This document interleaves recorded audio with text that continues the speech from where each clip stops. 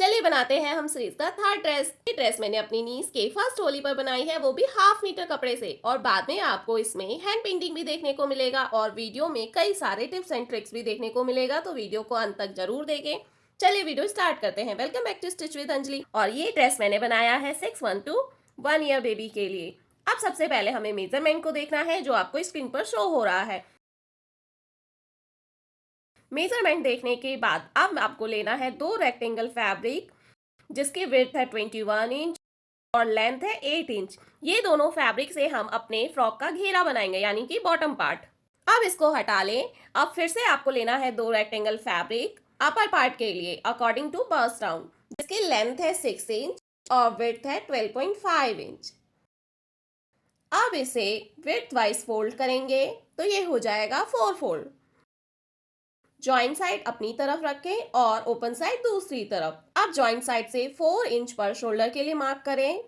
इस मार्क से नीचे 4.5 इंच पर आर्म होल लेंथ को मार्क करें और एक बॉक्स बना लें। बॉक्स बनाने के बाद आर्म होल का शेप दे देंगे जैसे मैंने दिया है। अब यहाँ से वेस्ट राउंड के लिए 5.5 इंच पर मार्क करें और इससे आगे हाफ इंच मार्जिन के लिए भी मार्क कर लें। अब थोड़ा ध्यान दें, ये है आपका टिप नंबर 1। क्योंकि बेबी का वेस्ट राउंड और बस्ट राउंड सेम होता है, इसलिए मैंने नीचे वाले मार्क को सीधा ऊपर से मिला दिया है। अब यहाँ से ऊपर हाफ इंच पर मार्क करें और शेप देते हुए इस वाले मार्क को आगे तक एक्सटेंड करना है। अब नेक विड्थ के लिए 2 इंच पर मार्क करें और नेक डेप्थ के लिए भी 2 इंच पर मार्क कर लें और एक बॉक्स बना लें। बॉक्स बनाने के बाद नेक का शेप दे देना है। अब हमें 1.5 इंच पर बैक नेक के लिए मार्क करना है और शेप दे देना है। अब शोल्डर डाउन के लिए 0.3 इंच पर मार्क करें और नेक विड्थ वाले मार्क से तिरछा मिला दें। अब इसी मार्किंग पर इसे कट कर लेना है।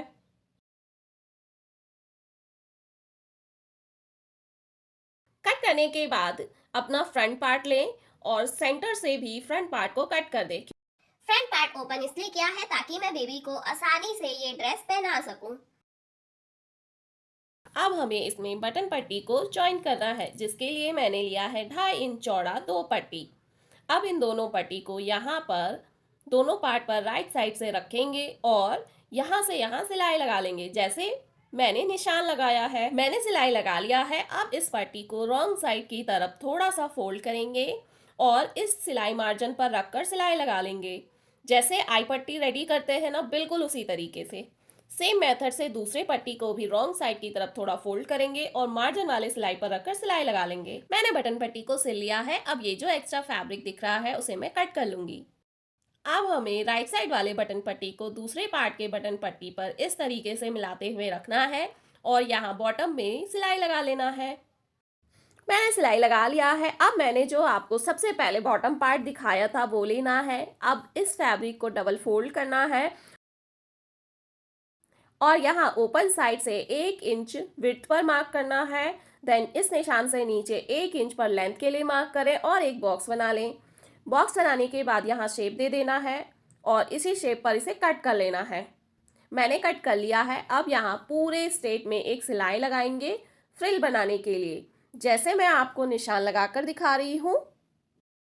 मैंने इस निशान पर सिलाई लगा लिया है। अब आपको किनारे में 2 धागा दिख रहा होगा, उसमें से आपको एक धागा पकड़ना है और धीरे धीरे खींचते हुए फ्रिल को रेडी कर लेना है। अब थोड़ा आपको ध्यान देना है, ये रहा आपका टिप नंबर 2। जब भी फ्रिल बनाने के लिए सिलाई लगाएं तो स्टिच को थोड़ा बड़ा करके सिलाई लगाना है। इससे आपका फ्रिल आसानी से बन जाएगा और धागा बार बार टूटेगा नहीं।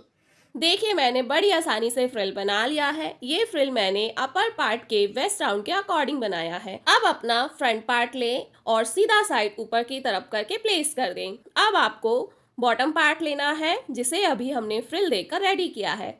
अब इस बॉटम पार्ट को यहाँ वेस्ट राउंड की तरफ से किनारे मिलाते हुए प्लेस करें और यहाँ पर सिलाई लगा लें। बॉटम पार्ट का भी जो सीधा साइड है वो अंदर की तरफ है।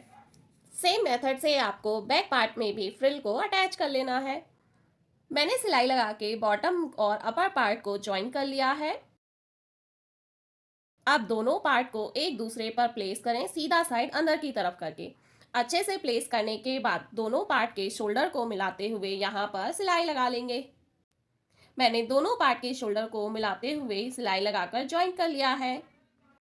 अब आपको यहाँ आर्मोल वाले साइड थोड़ा सा अनइवन शेप लग रहा होगा, तो थोड़ा सा इसे छांटते हुए इवन कर लेंगे। देखिए मैंने चारों तरफ आर्महोल वाले साइड को छांट कर इवन शेप दे दिया है। अब मुझे आर्महोल राउंड और नेक राउंड में पाइपिंग करना है, जिसके लिए मैंने ये लंबा सा उरेट पट्टी रेडी कर लिया है। अब इस उरेट पट्टी को आर्महोल के सीधे साइड से रखें और किनारे से किनारे मिलाते हुए सिलाई लगा लें। सेम दूसरे साइड भी उरेट पट्टी को किनारे से किनारे मिलाते हुए रखें और सिलाई लगा लें। अगर आपको उरेट पट्टी रेडी करना नहीं आता है, वो भी कम कपड़े में, तो आप मुझे कमेंट करें, मैं उसका वीडियो जरूर लाऊंगी। और यहाँ नेकराउंड पर भी हम एक किनारे से उरेट पट्टी को रखेंगे और किनारे से किनारे मिलाते हुए सिलाई लगा लेंगे। देखिए मैंने उरेट पट्टी को आर्महोल राउंड और नेक राउंड पर किनारे से मिलाते हुए सिलाई लगाकर ज्वाइन कर लिया है। अब हमें थोड़ी थोड़ी दूर पर कट लगाना है आर्महोल राउंड में और नेक राउंड में। जब तक मैं कट लगा रही हूँ, अगर आप स्टिच विद अंजलि पर नए हैं और आपको ये वीडियो अच्छा लगा हो तो प्लीज स्टिच विद अंजलि को सब्सक्राइब करें, शेयर करें और इस वीडियो को लाइक करें। कट लगाने के बाद अब हमें रॉन्ग साइड की तरफ इस पट्टी को थोड़ा थोड़ा 2 बार फोल्ड करना है और यहाँ पाइपिंग करते हुए सिलाई लगा लेना है। सेम मेथड से नेक राउंड पर भी हम पट्टी को रॉन्ग साइड की तरफ फोल्ड करेंगे और पाइपिंग करते हुए सिलाई लगा लेंगे।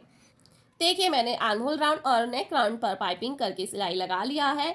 अब हमें अपने फ्रॉक को डबल फोल्ड करना है और एक साइड फिटिंग की सिलाई को लगा लेना है, हाफ इंच का मार्जिन छोड़ के। दूसरी साइड हमें फिटिंग की सिलाई को नहीं लगाना है, क्योंकि हम बॉटम में फ्रिल ज्वाइन करने वाले हैं। मैंने एक तरफ फिटिंग की सिलाई को लगा लिया है। अब एक स्ट्रेट लंबा पट्टी लेना है फ्रिल बनाने के लिए, जिसका विड्थ मैंने रखा है 3 इंच।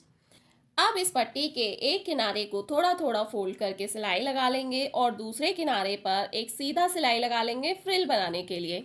देखिए मैंने इसके एक किनारे को फोल्ड कर लिया है और एक तरफ फ्रिल के लिए सिलाई लगा लिया है। अब एक धागे को खींचते हुए फ्रिल रेडी कर लेंगे।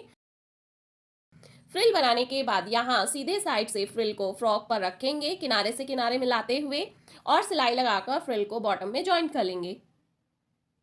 फ्रिल को ज्वाइन करने के बाद अब हमें इसे नीचे करना है और यहाँ जो हमें सिलाई मार्जिन दिख रहा है उसे ऊपर की तरफ करके पूरे राउंड में बिल्कुल किनारे से एक और सिलाई लगा लेंगे। इससे आपके ड्रेस का फिनिशिंग अच्छा आएगा।